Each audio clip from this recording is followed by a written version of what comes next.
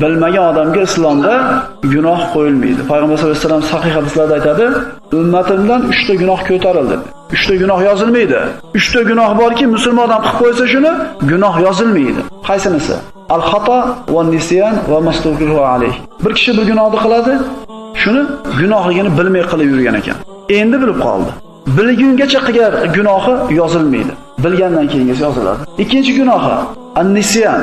Shuni gunohligini bilar edi-yu, haqiqatan esdan chiqib qoldi. Mana Ramazonning kuni birinchi kunlarda shunday bir holatlar bo'lib qoladi, suv ichib olasiz, biror narsani totib olasizda, esdan chiqarib qo'ydingiz ro'zadorligingizni. Mana shu gunoh ham yozilmaydi, o'zi gunoh bu.